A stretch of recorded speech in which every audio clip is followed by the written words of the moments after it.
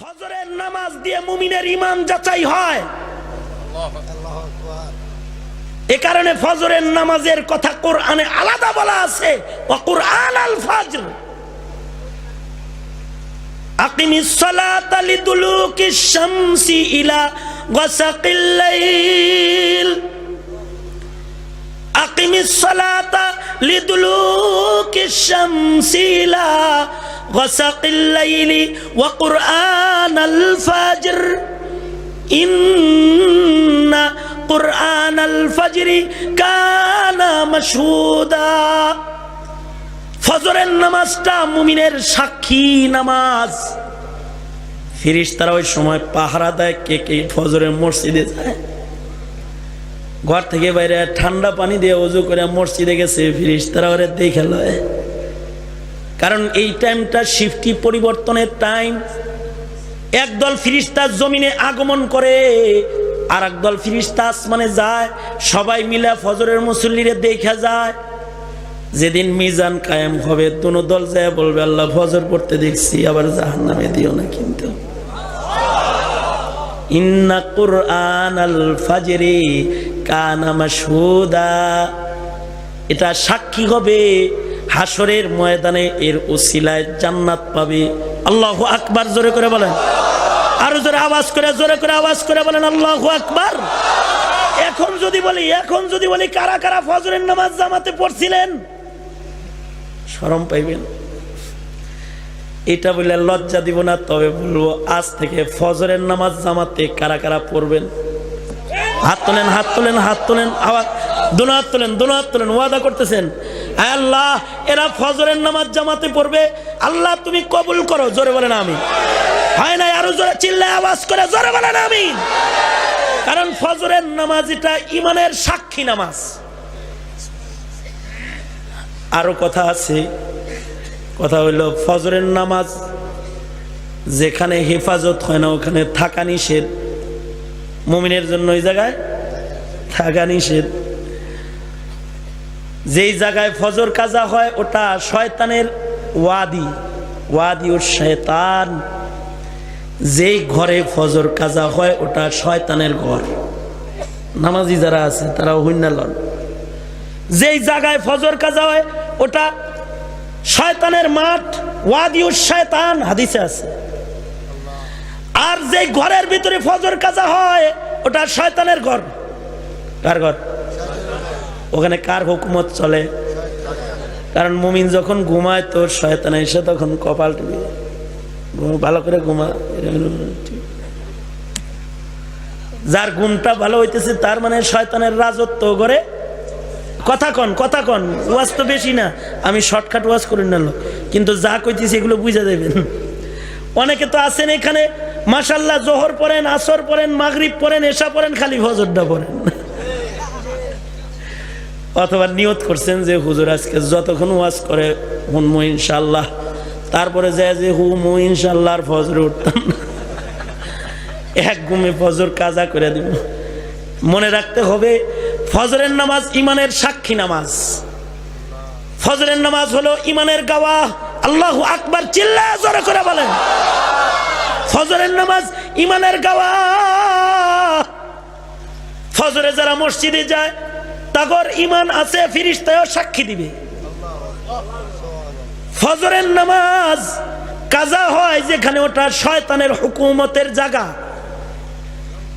যে ঘরে ফজর কাজা হয় ওটা শয়তানের হুকুমত ওই ঘরে। যে অফিসে ফজর কাজা হয় ওই অফিসে শয়তান থাকে। যে শিক্ষাঙ্গনে ফজর পড়ে না ওই শিক্ষাঙ্গনে ইবলিস থাকে। এই জন্য মাদ্রাসায় যায় দেখবেন ফজরে সব পিচ্ছি পিচ্ছি সব হাজির, কারণ এখানে ফেরেশতা থাকে। সুবহানাল্লাহ। আরো আস্তে করে কম, আরো জোরে চিৎকার করে আওয়াজ করে জোরে কোন সুবহানাল্লাহ, জোরে করে বলেন। মাসুম মাসুম বাচ্চারা এই মাদ্রাসার যারা আছে ওগুলো যদি এখন জিগায় আজকে ফজর জামাতে কারা কারা পড়ছে, সবগুলো হাত তুলবে।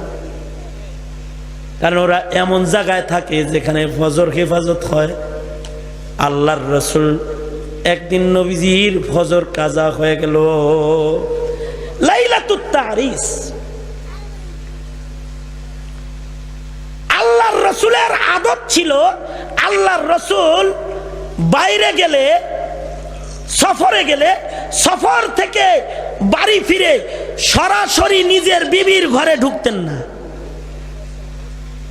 এটা নবী পাকের একটি সুন্নাত আমল যে নবী আগে মসজিদে ঢুকতেন, যদি দিনে আসতেন, নামাজ জামাতে আগে পড়তেন, জামাতে সবাই আসতো, তো রসুল তাদের সাথে কুশল বিনিময় করতেন। আমি এ 10 দিন 1 মাস ছিলাম না, যুদ্ধে ছিলাম, আপনারা খাইছিলেন তো, আপনারা ভালো ছিলেন তো, কেউ অসুস্থ না তো, আগে খবর নিতেন। তারপরে আল্লাহর রসুল ফাতেমার ঘরে আগে যাইতেন, কারণ ফাতেমা নবীজির কলিজার টুকরা। নবীজি সফরে গেলে ফাতেমার কাছ থেকে বিদায় নিয়ে যেতেন। নবী পাক ফাতেমার কাছ থেকে দেখা করে তারপরে এক এক করে নিজের বিবিদের ঘরে যেতেন। এত ক্লান্ত মুসাফির 1 মাস পরে 15 দিন পরে মদিনায় আসছেন, তা আগে ঢুকতেন মসজিদে। নবীর সুন্নত আমল এটা, কারণ এটা একটা উসুল। কোন সাহাবী যদি কিছু স্বপ্নে দেখে আর ওইটাকে যদি আল্লাহর রসুল সত্যায়ন করে, তাহলে এটা ওহীর মর্যাদা পায়। এবং এই স্বপ্নের মাধ্যমে আযান ইকামত মুসলমানের কাছে আসছে। গুরুত্ব কত! আমরা তো মনে করি আযান ইকামত যে দিবে হইলো মুয়াজ্জিন, ওটার বেতনও কম, থার্ড ক্লাস লোক। এটা মুয়াজ্জিনটা থার্ড ক্লাস না, সে তো আযান দেয়, ইকামত দেয়। কিন্তু হযরত উমর ফারুক রে যখন খলিফাতুল মুসলিমিন বানানো হলো, হযরত উমর চিৎকার করে কাঁদলেন আর বললেন, ও আমিরুল মুমিনিন আবু বকর, আপনি আমারে খলিফা বানাইলেন কেন? মুয়াজ্জিন বানাইতে পারলেন না আমারে? আমি মানুষের নামাজে ডাকতাম। কারণ কি? সুবহানাল্লাহ বলার লেগে রেডি হয়ে বসেন। কারণ হলো 7 বছর লাগাতার কেউ যদি 5 বেলা আজান দেয়, আল্লাহর রসুল বলেন আমি নবীর তার জন্য শাফাত করা ওয়াজিব হয়ে যায়, শাফাত করা ওয়াজিব হয়ে যায়। শুধু কি তাই? হাসরের ময়দানে সব মানুষগুলো যখন আল্লাহর আদালতে দাঁড়াবে, তখন মুয়াজ্জিনের গর্দানগুলা উঁচা উঁচা দেখা যাবে, কিছু গলা উঁচা উঁচা থাকবে। কারণ তারা তাদের কণ্ঠ দিয়া মানুষদেরকে নামাজে ডাকছে, ইমানদারকে। কারণ ইমানদারের সবচেয়ে বড় আমল কি? জোরে বলেন, আওয়াজ করে জোরে বলেন, সবচেয়ে বড় আমল কি? আরো জোরে আওয়াজ করে বলেন, সবচেয়ে বড় আমল হলো নামাজ। আল্লাহ পাক এই মুয়াজ্জিনদের প্রশংসা কুরআনে করে বলে, ওমান আহসানু কাওলাম মিম্মান দাআ ইলাল্লাহ। এই আয়াতের তাফসীর করতে গিয়ে মুফাসসিরিন সকলে একমত যে এই আয়াত দিয়ে আল্লাহ পাক মুয়াজ্জিনের কণ্ঠের প্রশংসা করেছে, আজানের প্রশংসা করেছে। এখন তো আমাদের সমাজে মুয়াজ্জিন ছাড়া আজান ইকামত আর কেউ পারে না, হাত্তাকে মসজিদে মুসল্লি যারা আছে তারাও পারে না। অথচ আজান ইকামত এত দামি, কালেমা লইয়া মুসলমান জন্মগ্রহণ করার পরে পয়লা কাম হইল আজান আর ইকামত। এটা 1 নম্বর কাম। কারণ আজান ইকামতটা হলো ইসলামের খুলাসা, ইসলামের নির্যাস আজান ইকামতের ভিতরে আছে, ইসলামের নির্যাস আছে।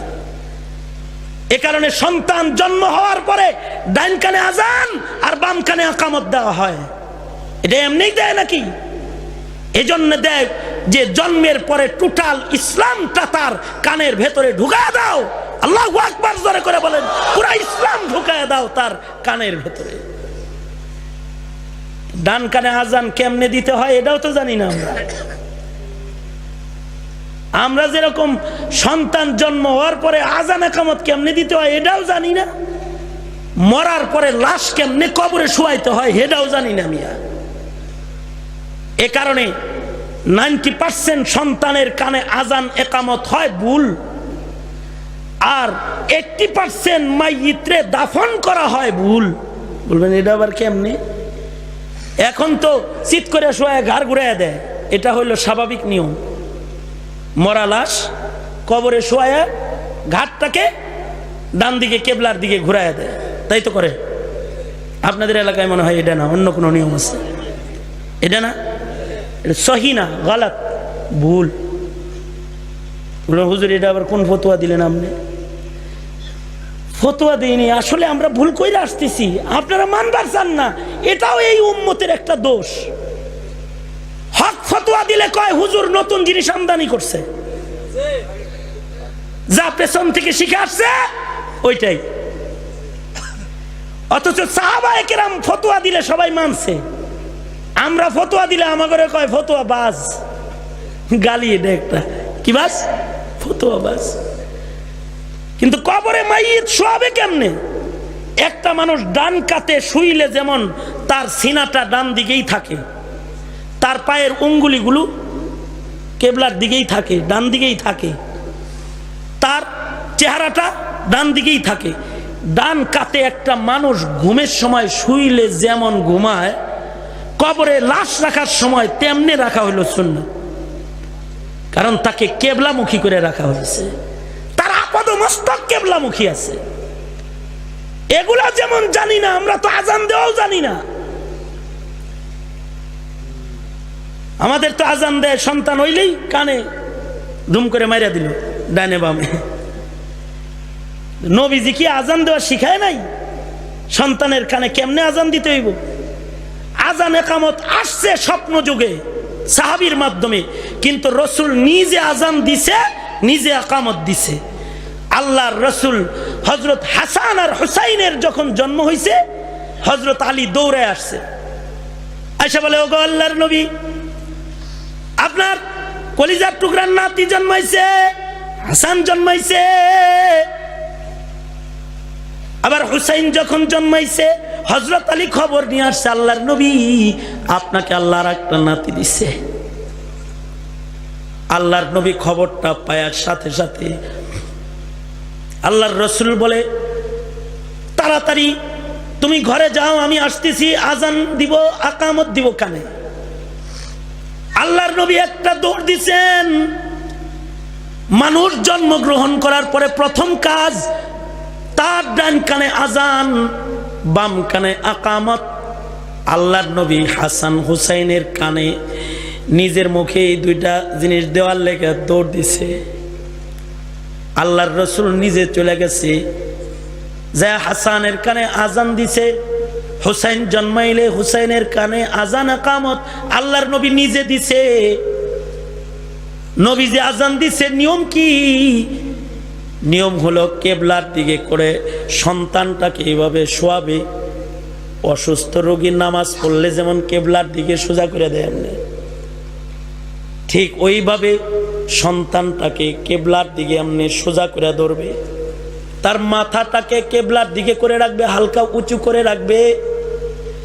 আর একজন মুয়াজ্জিনের মতো ডান পাশে দাঁড়ায়া, ডান কানে দাঁড়ায়া আজান হাঁকবে, সুন্দর করে আজান দিবে। আর একজন বাম কানে আবার তিনি আকামত করবে। এমনকি কোন ফকিহগণ বলেন, মসজিদে আজান দেওয়ার সময় যেমন আঙ্গুলি কানের ভেতরে দিয়া সুন্নত তরিকায় আজান দেয়, অথবা এমনি ধরে আজান দেয়, বাচ্চার কানে আজান দেওয়ার সময় ঠিক এইভাবে আজান দিবে। আল্লাহু আকবার জোরে করে বলেন, আরো জোরে আওয়াজ করে বলেন আল্লাহু আকবার জোরে করে বলেন। কারণ কি? সুন্নত তরিকায় তার এক মালিকের গুলামরে এক কাবার দিকে চেহারা ফিরায়া এক মালিকের আজান, এক মালিকের আকামতের এলান তার কানে পৌঁছায়া দিবে। তো এ শব্দের আসর তাকে ইসলামের পথে চালাবে, এটা এক নম্বর কাজ।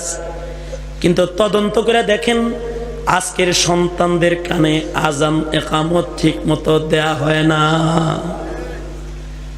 আমার কাছে এক বাচ্চা লয়ে আসছে 2 মাস পরে, আয়সা কয় হুজুর তাহনিক করে দেন। আমি খুশি হয়েছি এ কথা বলছে যখন, কারণ তাহনিকের সুন্নত এখন আর নাই। সন্তান জন্মগ্রহণ করার পরে 3 কাজ প্রথম করবে। 1 নাম্বার কাজ, এই তোর পেটে বাচ্চা হইব, তোর পেটে না, তোর বোর পেটে। ছেলে সন্তান হইলে কি করবি শোন, এক নাম্বার কাজ, ডান কানে আজান দিবি, বাম কানে আকামত দিবি, মুয়াজ্জিনের মতন সন্তানকে কিবলার দিকে ফিরায়া। মনে থাকবো? বলইব? হ্যাঁ। দ্বিতীয় কাম করবি, একজন আলেম দিয়া সুন্দর একটা নাম রাখবি। 7 দিনের মাথায় নাম চূড়ান্ত করে আকিকা করবি। নিজের মন মতো নাম রাখবি না, কারণ নামের আসর জেসেমে পড়ে। আমার কাছে এক বাচ্চা লয়ে আইছে, কয় হুজুর বাচ্চাটা খুব গরম, এটা একটু ফু দিয়া দেন। আমি বললাম ওর নাম কি? কয় রৌদ্র।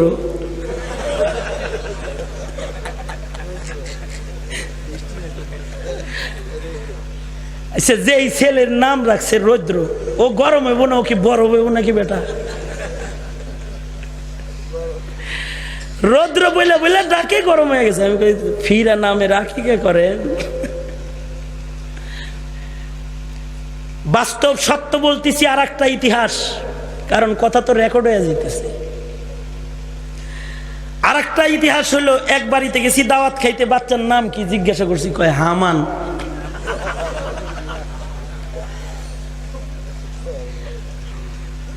আমি তো সাথে সাথে ইস্তেগফার পড়ে তওবা দিলাম। করছে নাকি রে? মুসলমানের ঘরের বাচ্চার নাম রাখছে হামান। জিজ্ঞাসা করছি এই নাম কোন হুজুর রাখছে? আমার মা রাখছে।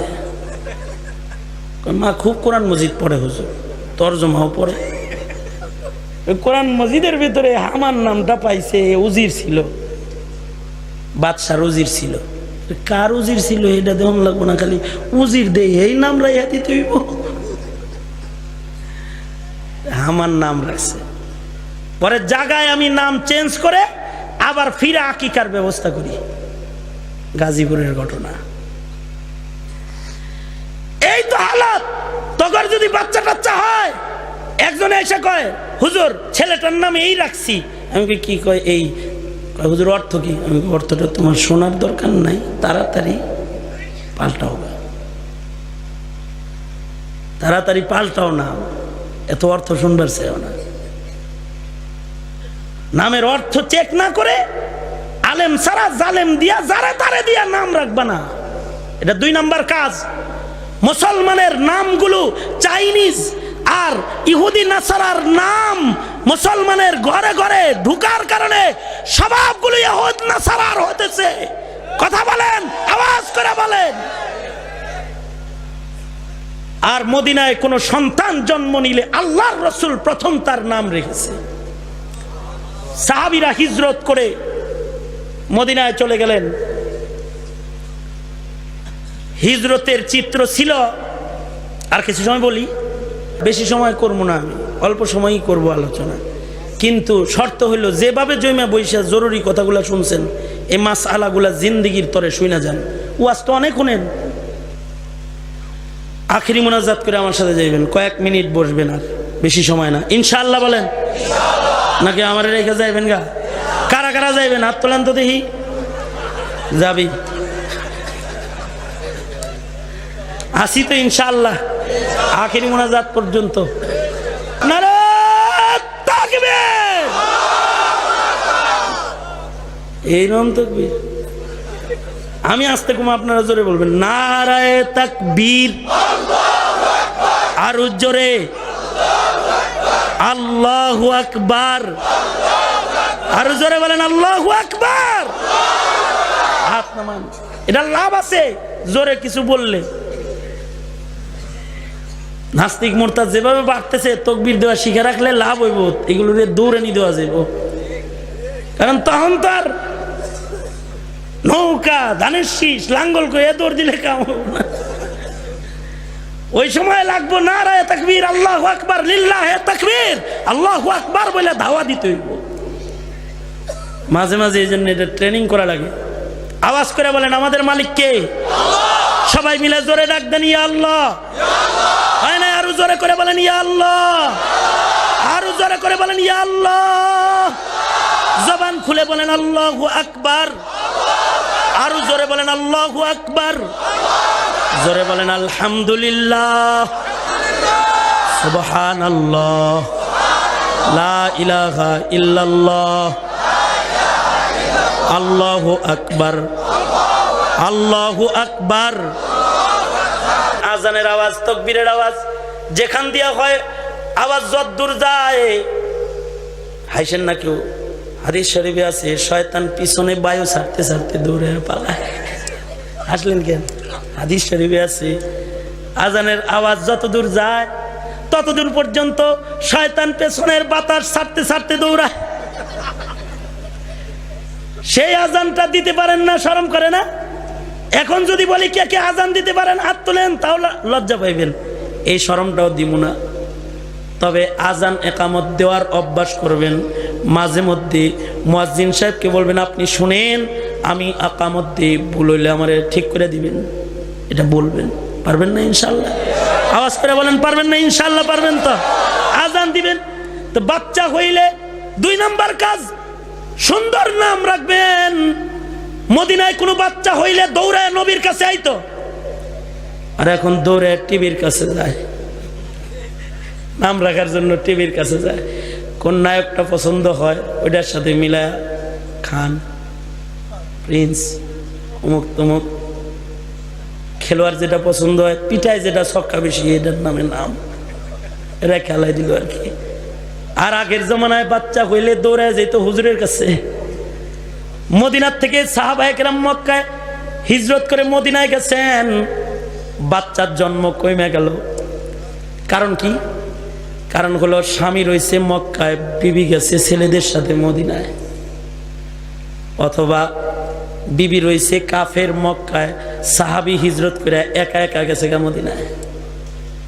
যা কেউ বিয়ে করছে, কেউ করে নাই, অথবা নতুন বিয়ে করছে, অথবা কেবলমাত্র আনসার সাহাবী নিজের বউ তালাক দিছে, মুহাজির ভাইয়ের কাছে বিয়ে দিবার লেগে। তো তালাক দিলে সাথে সাথে তার বিয়ে হইব না, ইদ্যত লাগবে না? ইদ্যত কি কথা কন না কেন? তালাক দিল পরের দিনই বিয়ে করুন যাব, ইদ্যত লাগবে। এই ইদ্যত পুরা করতে যায় দেরি, বউ খুঁজতে যায় দেরি, মক্কার থেকে মদিনায় বউ আনতে যায় দেরি, পেছ লাগছে নি অনেকগুলা। এখন আর কোনো বাচ্চা টাচ্চা হয় না, মদিনায় বাচ্চা জন্ম বন্ধ হয়ে গেছে, এরকম অবস্থা। অনেকদিন পরে মদিনায় একটা বাচ্চা জন্মগ্রহণ করলো। বাচ্চাটার নাম মনে রাখবি, হিজরতের পরে যে বাচ্চাটি প্রথম জন্মগ্রহণ করেছে। ম্যারাডোনার নাম মুখস্থ রাখস, রোনালদোর নাম মুখস্থ রাখস, হিজরতের পরে কে পয়লা জন্ম নিল তার নাম মুখস্থ রাখবি না কেন? আল্লাহর রাসূল সাহাবীদের জামাতের ভেতরে প্রথম বাচ্চার নাম রাখবেন। প্রথম বাচ্চা জন্মগ্রহণ করলো, নাম তার হযরত আব্দুল্লাহ ইবনে জুবায়ের রাদিয়াল্লাহু আনহু। হযরত জুবায়ের রাদিয়াল্লাহু আনহুর ঘরে পুত্র সন্তান জন্মগ্রহণ করেছে। যেই জুবায়ের এমন একজন ইমানদার ছিলেন, যিনি জালেম শাসক হাজ্জাজ বিন ইউসুফের কাছে মাথা নত করেন নাই। জালেমের কাছে মাথা নত না করে যিনি বীর দর্পে ঈমানের উপরে দাঁড়িয়েছিলেন, এবং যাকে জুলুম করে হাজ্জাজ বিন ইউসুফ শহীদ করেছে। এবং হাজ্জাজ বিন ইউসুফ আব্দুল্লাহ ইবনে জুবায়েরকে শহীদ করার সাথে সাথে ওনার বদদুয়ায় তার গায়ে জ্বর এসে গেছে, আর কাঁপতে কাঁপতে মাটিতে পড়ে মারা গেছে। এই আব্দুল্লাহ ইবনে জুবায়ের প্রথম জন্মগ্রহণ করলেন মদিনায়। ছেলে আইছে জন্ম হইয়া দুনিয়ায়, বাচ্চা কারোর হয় না, তার ভিতরে জুবায়ের রয়েছে ছেলে। ছেলেটা হওয়ার সাথে সাথে ওনার ইচ্ছা হলো, দুনিয়ার কোনো পাক পাখালির আওয়াজও আমার সন্তানের কানে আগে ঢুকতে দিব না। উনি আবেগের সাথে সন্তানকে কেবলামুখী কইরা তাড়াতাড়ি করে ডান কানে আজান আর বাম কানে আকামত কমপ্লিট করছে। আল্লাহু আকবার বলেন। তাড়াতাড়ি করে এটা শেষ করছে, দুনিয়ার অন্য আওয়াজ ঢুকতে দিবে না। আর আমার কাছে আইছে 2 মাস পরে বাচ্চা নিয়ে, কই হুজুর তাহনিক করতে আইছি। তাহনিক করলাম, কই হুজুর নাম আপনি রেখে দেন। আমি কই এই 2 মাস কি বলে ডাকছেন? বাবু বাবু বলে ডাকছি। যাই হোক, নামও রাখলাম একটা। আশ্চর্য খবর, হাসতে পারবেন না, হাসেন না কিন্তু, দুঃখে কানতে হইব মিয়া। আশ্চর্য খবর হইল, আমারে বলে কি, হুজুর আজান একামতটা বাদ রয়েছে, এটা দিয়ে দেন। দুঃখের কথা বললাম, আপনারা হাসলেন। আজান একামত বাদ রয়েছে, দিয়ে দেন। আমি কি কোন আপনি 2 মাস হয় এখনো আজান একামত দেন নাই? হুজুর হাসপাতালে হয়েছে তো সিজার, তারপরে হয়েছিল ইনফেকশন, হেডা আবার কাটো, আবার শিলাও, এই শুকাইতে শুকাইতে 2 মাস গেছে, হেডের কথা ভুলে গেছিলাম হুজুর। এর ফাঁকে চিন্তা করেন হসপিটালের কত টিভির আওয়াজ তার কানে ঢুকেছে, কত গানের আওয়াজ তার কানে ঢুকেছে, কত হরনের আওয়াজ তার কানে ঢুকেছে, কিন্তু ইমানের এলান তার কানে এখনো ঢুকে নাই। এই কেস, এটা তো আমি একটা বর্ণনা করলাম। ঘাইটা দেখেন গা, আজান একামত ছাড়া বহু সন্তান পাবেন। আমার তো মন বলে কি জানেন, মুসলমানের ঘরে যেগুলো জন্মায়া নাস্তিক হয়, মুরতাদ হয়, কাদিয়ানি হয়, ওগুলো জন্মের পরে ওগর বাপেরা আজান একামতটাও ঠিক মতো দেয় নাই, আজান একামত ঠিক মতো দেয় নাই। কারণ এটা ইসলামের বিধান, সন্তান জন্মের পরে ডান কানে আজান আর বাম কানে একামত দিয়ে দিতে হবে। কারণ এটা দিয়া ইমানের আহ্বান।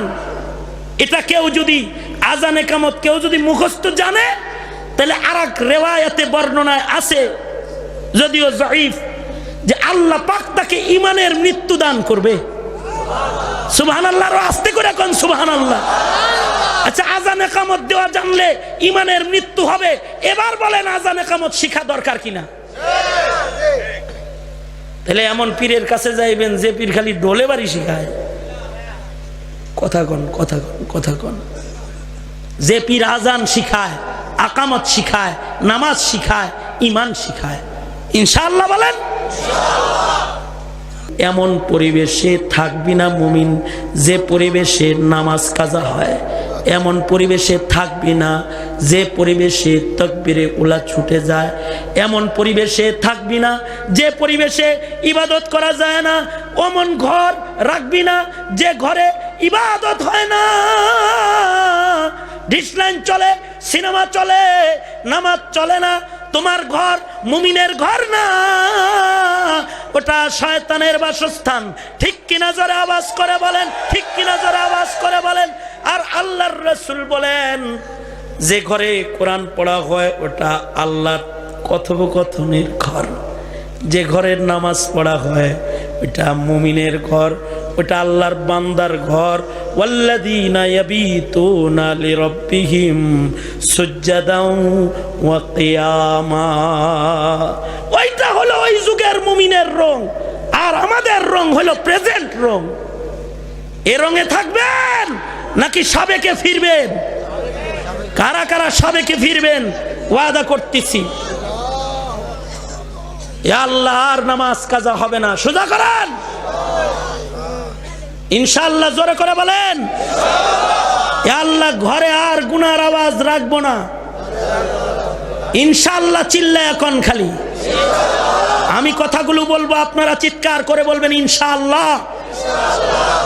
ইনশাআল্লাহ আমরা আর সুন্নতের খেলাফ চলবো না ইনশাআল্লাহ বলেন। আর দাড়ি কাটবো না, আর পরনারীর সাথে মুলাকাত করব না, আর হারাম খাইব না, সুদ ঘুষ মিশ্রিত উপার্জন করব না। জোরে আওয়াজ করে কোন ইমানি জিন্দেগি করব ইনশাআল্লাহ, জোরে বলেন। সাবেকদের সাথে নিজেদেরকে মিলাবো, সাহাবীদের জামাতের সাথে নিজেদেরকে মিলায়ে দামি ইমানদার নিজেকে বানাবো ইনশাআল্লাহ বলেন। মাইয়েতের দাফন, আজান একামত কেমনে দিবেন জন্মের পরে, এগুলো শিখাইছি। চিল্লা লাগাইবেন কারা কারা? যুবক ভাই ছোটরা হাত তোলো, চিল্লা লাগাবা ইনশাআল্লাহ। এক চিল্লা হাত তোলো, 10 দিন 3 দিন লাগাইবা হাত তোলো। তবলিগে যাবে, তবলিগে 3 দিন 10 দিন 7 দিন। আমলি যে কথাগুলো হয়েছে এগুলো সারা জীবন মনে রাখেন। ওয়াজ তো অনেক শুনেন, ভুলে যান, কিন্তু যে আমলি কথাগুলো হয়েছে এগুলো স্মরণ রাখবেন। এটা দাওয়াত রইল। আলহামদুলিল্লাহি রাব্বিল আলামিন, والصلاة والسلام على سيد الأنبياء والمرسلين محمد وعلى آله وأصحابه أجمعين ربنا آتنا في الدنيا حسنة وفي الآخرة حسنة وقنا عذاب النار ربنا ظلمنا أنفسنا وإن لم تغفر لنا وترحمنا لنكونن من الخاسرين رب ارحمهما كما ربياني صغيرا رب العالمين 2 দিন ব্যাপী ঐতিহাসিক ষষ্ঠ বার্ষিক ইসলামী মহাসম্মেলন দ্বিতীয় দিনের আখেরি মুনাজাত নজর করে তাকায় দেখো আল্লাহ মধ্যরাত গড়ায় শেষ রাত্রিতে পা রেখেছি তোমার বান্দারা মৌমাছির ঝাঁকের মতো বসে বয়ান শুনেছে কালেকশন করেছি একটা লোক মাথা নাড়ায় নাই নীরব বসে বসে মাদ্রাসার প্রেমে দান সাদাকা করেছে যা কিছু বয়ান করেছি হাত তুলে তুলে আমল করার ওয়াদা করেছে আল্লাহ মালিক উলামা হযরতদের জামাত এখানে আছে দাড়ি চুল পাকা বুড়া বুড়া বাবারা আছে পর্দার আড়ালের মা বোনেরা আছে হিরেখণ্ড যুবকদের কাফেলা আছে সবাই মিলা তোমার কাছে মাপ চাই মেহেরবানি করে আমাদের জিন্দেগির সব গুনাহ তুমি মাফ করে দাও আল্লাহ ইয়া আল্লাহ হাবিব হুজুর রাহমাতুল্লাহ আলাইহির কবরকে জান্নাতের বাগান বানায় দাও অত্র এলাকার যত মুর্দেগান কবর আছে তাদেরকে তুমি মাগফিরাত দান করো আল্লাহ যত অসুস্থ রোগী আছে তাদের শিফা দাও আমিন ইয়া আল্লাহ মুজিব ভাইরা আম্মা অসুস্থ শিফা দাও ইয়া আল্লাহ আমাদের ঘরে যত রোগী আছে তাদের শিফা দান করো রব্বুল আলামিন ব্যবসায়ীর ব্যবসায়ে বরকত দাও চাকরিজীবীর চাকরিতে বরকত দান করো রব্বুল আলামিন বেকারের কর্মসংস্থান দিয়ে দাও আল্লাহ আয় রব্বুল আলামিন মালিক আলেম উলামা যারা আছে তাদের ইয়া আল্লাহ কাসেম নানতুবির যোগ্য সন্তান বানায় দাও আল্লাহ রব্বুল আলামিন দাড়ি চুল পাকা যে সকল বুড়ারা বসে বসে বয়ান শুনেছে বৃদ্ধ মানুষগুলার ইয়া আল্লাহ ইমানি জজবা আর তুমি বাড়ায় হযরত আবু বকরের মতন বানায় দাও প্রত্যেকটা হিরেখণ্ড যুবক যারা মাহফিলের জন্য ন্যূনতম শ্রম দিয়েছে যারা মাহফিলে বসে বয়ান শুনে মাহফিলকে প্রাণবন্ত করে তুলেছে আল্লাহ এই যুবকগুলাকে তুমি খালিদ বিন ওয়ালিদ বানায় দাও আল্লাহ পর্দার আড়ালের মা বোনদের হযরত ফাতেমা খাদিজাতুল কুবরা বানায় দাও আল্লাহ আমরা যারা হাত তুলেছি নিজের হাতে অনেকে নিজের মা কবরে রেখেছে নিজের হাতে নিজের বাপ কবরে রেখেছে আর জীবনে কোনোদিন মা বলে একটা ডাক দিতে পারবে না আল্লাহ আর জীবনে